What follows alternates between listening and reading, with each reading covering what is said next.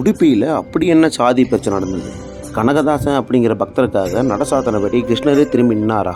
வாங்க வீடியோக்குள்ளே போயிடலாம். உடுப்பியில் இருக்கிற கிருஷ்ணர் கோவில் மத்துவாச்சாரியால் நிறுவப்பட்டு பிற்காலத்தில் பார்த்திங்கன்னா ஜாதி பிரச்சனைகள் இருக்குங்க. அப்படி என்ன ஜாதி பிரச்சனைன்னு நம்ம கேட்குறப்ப தான் தெரிஞ்சது. கனகதாசன் அப்படிங்கிற ஒரு பக்தர் பார்த்திங்கன்னா கிருஷ்ணர் மேலே அதீத அற்புத காதல் கொண்டு இருந்தாருங்க. அப்படி காதல் கொண்டு வந்த அந்த கனகதாசன், கிருஷ்ணா உன்னை எப்படியாவது நேரில் பார்க்க முடியாதா அப்படின்னு கேட்டு மனம் முடிஞ்சு அழுகுறாருங்க. அதுக்கு பார்த்திங்கன்னா அங்கே இருக்கிறவங்க நீங்கள் தீண்டத்தகாதவன், இந்த வாசல் வழியாக நீ வரக்கூடாது அப்படின்னு சொல்கிறப்ப பின்னாடி இருக்கிற கோயிலுடைய சோற்றில் போய் நின்று கனகதாசன் அழுகுறாரு. கிருஷ்ணா உன்னை ஒரு டைமாவது நேரில் பார்க்க முடியாதா அப்படின்னு கனகதாசன் மனம் முடிஞ்சு அழுகுறாரு. அப்போ தான் பார்த்திங்கன்னா கிருஷ்ணனுடைய லீலைகள் ஸ்டார்ட் ஆகுது.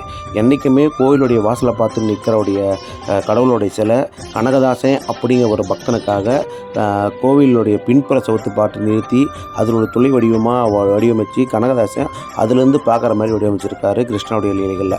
அன்னையிலேருந்து தான் அங்கே ஊர் மக்கள் எல்லாம் புரிஞ்சுக்கிட்டாங்க, இந்த கோவிலுங்கிறது ஒரு ஜாதிக்கு உருப்பாப்படுறது கிடையாது, அனைத்து சமூக மக்களும் சரி எல்லாரும் பயனடையும் வேணும் அப்படின்னு நினச்சி அதோடைய சிலை பார்த்திங்கன்னா இன்றளவும் பார்த்திங்கன்னா சாமியை நாம் பார்த்திங்கன்னா ஜன்னல் வழியாக மட்டும்தான் பார்க்க முடியும். கனகதாசன் பார்த்த அந்த வழி தான் இன்றைக்கி நீங்களும் பார்க்க முடியும். ஏன்னா நேர் வழியில் சாமியை பார்க்க முடியாதுங்க. அதுதான் இந்த உடுப்பி கிருஷ்ணர் கோவிலுடைய ஹிஸ்ட்ரி. ரொம்ப சூப்பராக இருக்கும். எல்லோரும் போய் பாருங்கள். இந்த உடுப்பி கிருஷ்ணரை நாமளும் ஒரு டைமாக சந்திப்போம். ஓம் நமோ நாராயண.